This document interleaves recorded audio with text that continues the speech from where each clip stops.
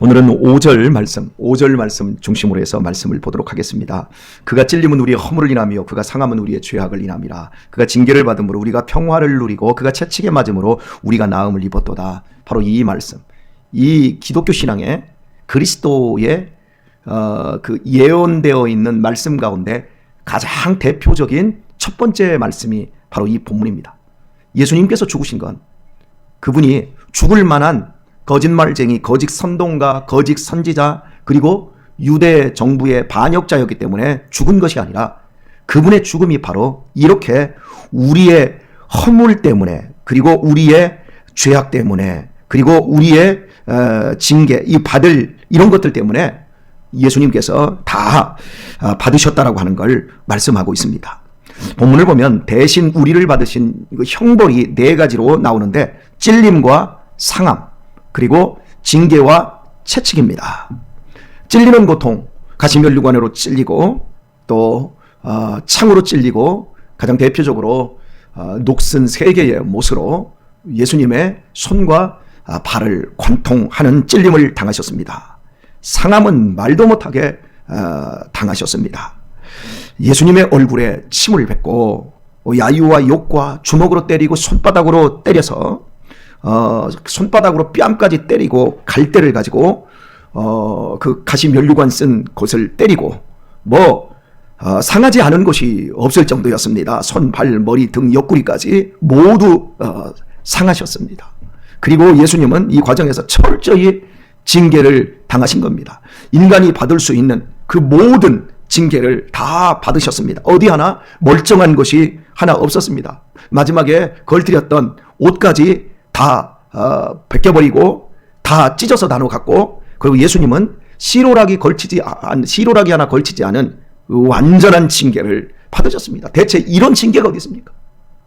그리고 예수님은 채찍으로 짐승처럼 두들겨 맞으셨습니다. 어린 시절에 소가 봄에 밭갈이를 하고 또 이제 모내기철에 이제 물을 가둬놓고 이 늦은 이 논들을 물이 잡혀 있는 논을 갈 때 소는 반 죽습니다. 얼마나 막 거품을 물면서 그 논가리를 하는 걸 여러분 보셨을 겁니다. 막 소가 감당을 못하면 이제 그 쟁기를 잡은 쟁기제비 주인이 이 큰 회초리를 가지고 막 소의 등이니 막 허벅지를 어마어마하게 두들겨 팹니다. 막 와 이 소리 지르며. 그럼 소는 막 어마어마하면서 이게 고통스러워하는 이런 걸 여러분 보셨을 거예요. 채찍은 짐승에게도 그리도 고통스러운 겁니다. 그런데 예수님께서는 그 채찍을 바로 우리 때문에 채찍을 당하셨다라고 말씀을 하고 있습니다. 우리를 낫게 하시고 우리에게 평화를 주시기 위하여서, 우리의 죄악을 모두 없애기 위하여서, 우리의 허물을 모두 도말하시기 위해서 예수님께서 이렇게 고통당하셨다라고 오늘 본문 6, 7, 5절이 말씀하고 있는 겁니다. 자, 그런데 이 고통을 보면 육체적인 고통과 정신적인 고통으로 나뉠 수 있을 것 같아요. 예수님의 육체적인 고통은 육체에서만 끝나는 게 아니었어요. 그것은 예수님의 마음, 예수님의 정신 속에서도 그대로 고통으로 자리 잡았어요. 그래서 이제 마지막 그 순간에 예수님께서 엘리 엘리 라마 사박다니라고 말씀하시면서 하나님 어째서 나 버리셨습니까? 라고 할 정도의 절규. 예수님의 그 정신적인 이러한 고통은 또 육체로 그대로 반영될 수밖에 없는, 그러니까 예수님의 상하고 찔리고 징계받고 채찍으로 터진 그 몸뚱이와 그 정신은 어떻게 이 세상에서 다 설명할 수 없을 정도였다라고 하는 겁니다. 여러분, 언제 우리 마음이 상합니까? 누군가가 나에게 화를 내면 마음이 상합니다. 내가 저 사람이 화를 낼 만큼 내가 잘못을 해서 저 사람이 화를 내도 내가 속상한 겁니다. 그런데 나는 하나도 저 사람이 화낼 만한 일을 안 했는데 저 사람이 혼자 화나가지고 길길이 날뛰어가지고 나한테 욕하고 내 멱살을 잡는다? 그러면요, 기분이 어마어마하게 상합니다. 저는 이 목사가 되어서, 목사가 아니고요, 전도사 시절이었지만 아직도 제 이 손을 내밀었을 때 제 멱살을 딱 움켜쥐면서 저한테 욕을 했던 그 안수 집사님의 그 좋지 않은 그 기억이 제 안에 아직도 있습니다. 제가 그분을 직접적으로 욕한 건 아닌데 그분이 혼자 기분이 나빠서 딱 나가면서 제일 먼저 뒤에서 문을 열었는데 아무도 보지 않는데 제일 먼저 빡빡 나오더니 손을 먼저 나오길래 악수를 딱 하려고 그랬더니 악수를 안 하고 제 멱살을 딱 잡고 저한테 딱 했던 말, 자기보다 나이가 훨씬 어리니까 딱 하는 말, 어린 놈의 새끼가 막 딱 하면서 이렇게 저한테 욕했던 게 지금도 이 안에서 아직도 그래요. 사람은 그렇습니다. 그런데 예수님은 이 모든 이 고통을 당하셨을 때, 이제 우리가 이제 뒤에서 계속해서 보겠지만, 곤욕을 당하여 괴로울 때도 그 입을 열지 아니하였고 마치 도수장으로 끌려가는 어린 양과 털 깎는 자 앞에서 잠잠한 것 같이 그 입을 열지 아니하였다. 누구 때문에? 우리 때문에. 믿지 않는 우리 때문에. 인간 같지 않은 우리 때문에 예수님께서 그 고통을 당하셨다 말씀하고 있습니다.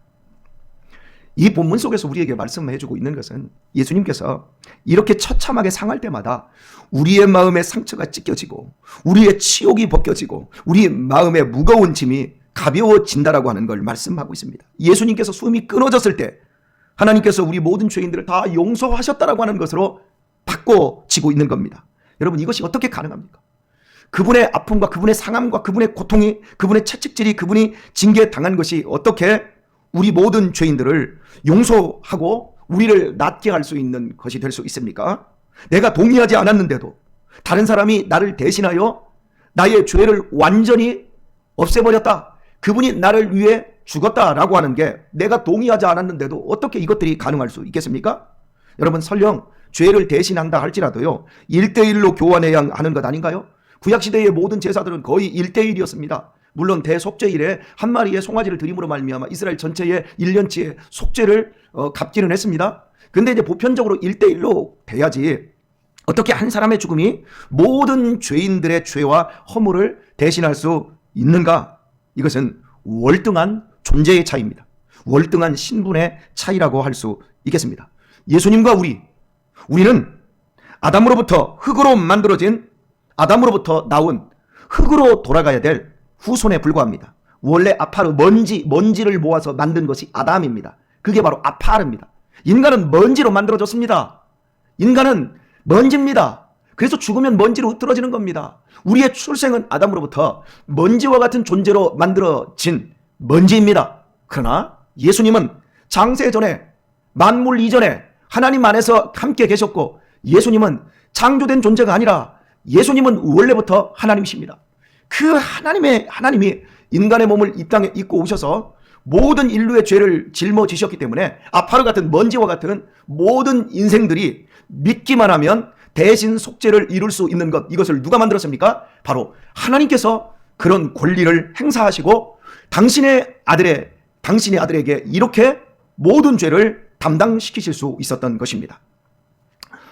여호와의 종으로 표현되고 있는 오늘 이 본문 53장에 나오는 여호와의 종, 슬픔의 아들, 이분은 단순히 인간이 아니라 지극히 높으신 하나님의 아들이었다라는 것. 아들이기 때문에 모든 사람들의 죄를 1대1이 아닌 모든 사람들의 죄를 예수님이 혼자 담당하실 수 있었다라고 하는 걸 말씀할 수 있습니다. 그분의 피 한 방울은 모든 인간의 죄를 다 속하고도 남습니다. 우리나라 이제 프로 스포츠 경기 중에서 돈을 가장 많이 주는 스포츠가 야구입니다. 프로야구 선수들 가운데 한 3년 계약을 하는데 100억대가 넘어간 선수들이 있어요. 그리고 박찬호 선수 같은 사람들은 한 800억 상상할 수도 없는 금액입니다.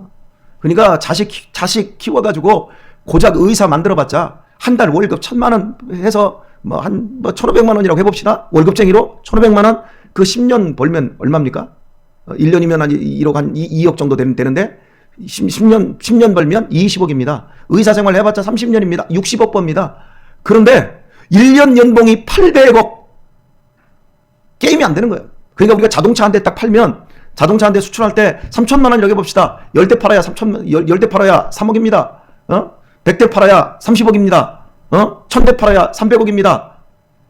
그런데 이 사람들이 한번 딱 나가지고 계약서 한번 딱 쓰면 자동차 2000대 3000대 그냥 팔아버리는 거예요. 그러니까 사람이 중요한 거예요.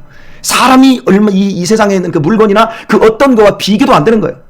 그러니까 여러분, 박찬호 같은 애들, 유현진 같은 이런 애들 어마어마하지. 걸어다니는 은행이에요. 걔네들 보석이지요. 그래서 이제 프로야구 같은 경우에 이제 이렇게 굉장히 잘하는 선수들을 이제 트레이드를 하는 거예요. 이쪽에서 이쪽으로 사가는 거예요.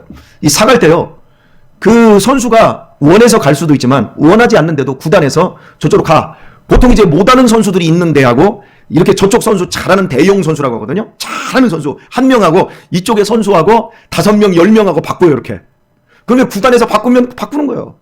바뀌어지는 사람들은 자기가 동의도 안 했지만 우리 구단에서는 쓸모가 없다. 나는 못하니까 저 잘하는 사람 데려오기 위해서 우리 10명 데려가가지고 바꾼다. 찍소리도 가는 거예요. 뭐 이렇게 보상선수라고 또 얘기를 하잖아요. 이렇게 가는 거지. 그런 원리. 하나님께서 당신의 아들을, 이 세상 우주 만물보다 더 크신 당신의 사랑하는 아들을 십자가에서 대신 고통받고 우리를 위한 그 대신 속죄를, 대리 속죄를 이루게 하시고 우리를 바꿔버리는 거예요. 뭘로 바꿔요? 믿음으로 바꾸는 거예요. 사랑, 하나님의 사랑. 하나님은 이렇게 엄청난 분이다. 하나님이 나를 사랑하셔서 독생자를 주셨으니 이는 저를 믿는 자마다 영생을 얻게 하려 하심이라. 믿고 믿음 딱 그걸로 바꿔버리면 바꿔지는 거예요. 내 삶이 아파르, 내 삶이 먼지와 같은 인생, 보잘것없는 인생이지만 예수님을 내가 믿는 그 순간에 영원한 생명, 먼지가 아니신 영원한 생명, 하나님의 아들의 영이 내 속에 임하고 하나님의 아들의 생명이 내 속에 임하고 하나님의 아들의 권리, 권능이 내 속에 임하고, 대체 아멘은 언제 할 거예요? 하나님의 아들의 축복이 내 속에 임하고, 여러분 이런 복을 하나님이 주실 수 있는 거예요. 믿습니까? 예, 이런 복을 우리가 받은 거예요. 예, 월등한 신분의 차이에서 오는 이 엄청난 것. 제가 반진마을 살 때였습니다. 또 우리 지금 아파트에서도 그게 있더라고요. 애들이 이제 그 반진마을에 이 슈퍼마켓 조그만 게 있어요. 거기에 애들이, 어느 날 제가 물건을 사러 갔는데 애들이, 아줌마가 이 노트에 4분의 1 크기만한 노트에 장부가 있더라고요. 외상장부. 애들이 와서 아저씨 다 이거 하나요? 그래, 너 몇 동 몇 토지 이런 거지? 여기다 적어놓게 이러는 거예요. 애들이 외상으로 먹어요. 그래서 내가 이제 물어봤어요. 저거 그러면 어떻게 하냐고 했더니 엄마가 뭐 일주일에 한 번 정도 와가지고 계산을 해줍니다. 그래서 애들이 저렇게 와가지고 먹습니다. 그러는 거예요. 근데 가만히 보니까 수시로 와서 먹어요. 쫙 명목이 있어요. 애들이 여러분 거기 와서 일주일 동안 수시로 먹어요. 근데 빚을 졌어요. 근데 이제 빚을 안 갚으면 어떻게 하죠? 엄마가 그 주인이 엄마한테 전화를 할 거 아닙니까? 엄마한테 그래, 애가 지금 이만큼 먹었는데 돈 좀 어떻게 한번 치러 주시죠. 이렇게 해서 이제 갚을 겁니다. 자, 그런데 자 생각해 봅시다. 미리 아버지가 1,000만 원을 가게에다 줬어요. 그리고 우리 아들이 지금 6살짜리인데 얘 실컷 먹게 해주세요. 그럼 걔가 1,000만 원을 아버지가 거기다가 딱 맡겨놓고 미리 딱 치러놓고 너 먹으라 그러면 얘가 1,000만 원어치를 까먹으려면 그 슈퍼마켓에서 며칠을 까먹어야 될까요? 며칠을 써야 될까요? 여러분 그까짓 거 1,000만 원 줬는데 애들이 먹어봤자 가봤자 뽀빠이 1,000원짜리 뭐 700원짜리 이런 거 뽑기 있잖아. 500원짜리 300원짜리 이런 거 해가지고 1,000만 원을 채우려고 생각해 보세요. 여러분 하나님께서 온 우주에 당신 아들의 피값으로 다 채워넣으시고 너네가 한번 이걸 누려봐라. 내가 너희의 죄를 모두 속하였노라. 너희의 허물을 내가 다 감당했노라. 여러분 이것이 하나님께서 우리에게 주신 놀라운 축복인 겁니다. 하나님께서는 사랑하는 아들의 죽음과 우리를 완전히 바꾸셨어요. 이 복음이 헛되지 않기를 하나님은 원하고 계십니다. 누구든 아들을 믿으면 다 용서해 주시고 하나님의 자녀로 만들어 주십니다. 우리가 회개하면 죽었다가 살아온 아들처럼 기뻐하십니다. 하지만 이 대리 속죄, 대신 속죄를 거부하면 절대로 구원치 않습니다. 자, 오늘 본문에서 우리가 꼭 잊지 않고 오늘을 살아야 될 말씀이 하나가 있어요. 제가 한번 보도록 할게요. 그가 징계를 받음으로 우리가 평화를 누리고 그가 채찍에 맞음으로 우리가 나음을 입었도다 말합니다. 우리가 평화를 누리고, 자, 기독교 신앙에 있어서 가장 중요한 건 여러분 말씀을 우리가 알아야 되는 거예요. 그래서 기독교 신앙은 말씀의 종교예요. 율법의 종교 또 행위의 종교, 뭐 어떤 정성을 바치는 이런 종교가 아니라 기독교 신앙은 말씀을 알므로 말미암아 하나님과 그의 보내신 자 예수 그리스도를 알아가고 그의 나라의 의미가 무엇이며 그의 뜻이 무엇인가를 알아가는 데에 말씀에 있습니다. 그런데 이 말씀은 우리에게 누리라고 주신 거예요. 자, 사랑하는 교회 여러분, 여러분은 성령 충만함에 대해서 오늘 아침에 배우기를 원하십니까? 아니요. 저는 우리 사랑하는 성도님들이 성령 충만함을 누리게 되기를 축원합니다. 여러분 우리가 하나님에 대해서 알기를 원하십니까? 아니요. 하나님에 대해 하나님을 실컷 누릴 수 있기를 축복합니다. 저는 우리 아들들을 키우면서 제가 이런 의미들을 깨달았어요. 저는 우리 아들들을 실컷 누립니다. 제가 53살인데 제가 우리 아들들하고 놀 때 보면요, 제가 53살이 아닙니다. 우리 아들놈들 수준으로 거의 딱 내려갑니다. 그럼 내가 애들한테 그럽니다. 야, 고맙다. 니들 때문에 내가 병정놀이 총싸움을 다 한다. 전쟁놀이를 하게 해줘서 너무너무 고맙고, 내가 니네들 때문에 야구 캐치볼 하면서 시간을 보낼 수 있고, 내가 니네 때문에 이런 것도 맞추기도 내가 해보고, 저는 굉장히 적극적으로 우리 애들들하고 이렇게 놀아요. 자, 보세요. 누리는 거예요. 기독교 신앙의 복음은 누리는 거. 하나님, 내가 기도에 대해서 알기를 원해요. 아니요. 기도 응답을 통해서 하나님을 누리기를 원합니다. 하나님이 얼마나 좋으신 분인가를 내가 누리고 알게 되기를 원합니다. 저 그렇게 누리고 기도합니다. 하나님, 저 평화가 뭔지를 알기를 원합니다. 예, 하나님, 이 평화를 제가 알고 누릴 수 있게 축복해 주옵소서. 여러분, 우리들이 누리지 못합니다. 알아요. 하나님의 복을 알고 하나님이 나 대신 이런 그리스도의 대리 속죄를 통해서 나의 죄를 완전히 사했다는 걸 알아요. 그런데 늘 죄의 공포에 쩔어 삽니다. 내가 두려움에 덜덜덜 떱니다. 그것은 온전한 신앙이 아닙니다. 누려야 됩니다. 하나님의 복을 누려야 됩니다. 자, 보세요. 예수님께서 요한복음 12장 24절에서 우리들에게 주신 말씀 가운데 한 알의 밀알이 땅에 떨어져 죽지 아니하면 한 알 그대로 있고 죽으면 어떤 열매를 맺느니라? 많은 열매를 맺느니라. 예, 예수님 당신 하나가 죽어서 우리에게 주실 그 열매, 예수님하고 똑같은 열매인 거예요, 여러분. 예수님이 나를 위해서 한 알의 밀알로 죽었어요. 그래서 많은 열매를 맺었어요. 그 열매가 보리알이 아니에요. 그 열매도 밀알인 거예요. 너희가 나 하는 일을 하게 될 것이다. 내가 너희에게 보내는 성령 보혜사가 너희에게 오면 너희가 나와 같은 일을 하게 될 것이다. 예수님께서 우리에게 하신 그 명령이나 말씀 속에 가만히 들여다보면 아버지가 나를 사랑하시니 아버지께서 만세전부터 일하시니 나도 일하고 이러면서 아버지의 영광을 나타내기 위해 내가 아버지의 뜻을 행하려 왔다. 그리고 내 뜻대로 한 것이 하나도 없고 아버지의 뜻대로 했다. 이렇게 말씀하시면서 우리에게 남겨놓고 가신 것이 뭡니까? 미라를 남겨놓고 가셨어요. 보리알을 남겨놓은 게 아니고 당신의 그 사명을 교회에다가 남은 사명을 맡겨주시고 우리로 하여금 그 삶을 살라는 거예요. 하나님 아버지를 누리기를 축원합니다. 오늘 우리가 하나님 아버지를 누려야 돼요. 자, 한번 이거 생각하면서 오늘 말씀을 맺도록 하겠습니다.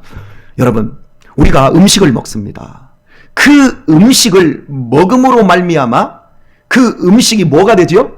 내가 되는 겁니다. 그렇지요? 그냥 뜬금없이 이렇게 가니까 여러분이 좀 헷갈리시나 본데, 여러분, 음식이 납니까? 내가 음식입니까? 에? 음식은 내가 아니에요. 그런데 음식을 먹으면 내 속에 들어오는 순간 음식이 내가 되는 거죠. 그죠? 그렇다고 해서 우리가 그 음식이 나는 절대 아니에요. 나는 음식과 상관없이 따로 있어요. 자, 내가 먹는 음식을 통해서 내 몸을 세웁니다. 그죠? 예, 몸을 세우라고 했어요. 그러면 음식을 뭐라고 하나님이 우리에게 명령하셨습니까? 음식을 먹으라고 명령하셨습니까? 음식을 먹어야 됩니다. 몸을 여러분 키우라고 명령을 받았습니까? 몸을 놀리라고 명령받았습니까? 몸을 놀려야 돼요.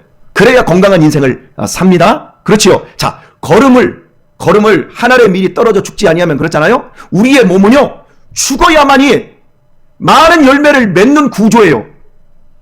걸음을 쌓아두라고 있어요. 걸음을 뿌리라고 있어요. 걸음을 뿌리라고 있는 거예요. 걸음을 걸음 삼으라고 있는 거예요. 그래야만이 열매를 맺는 거예요.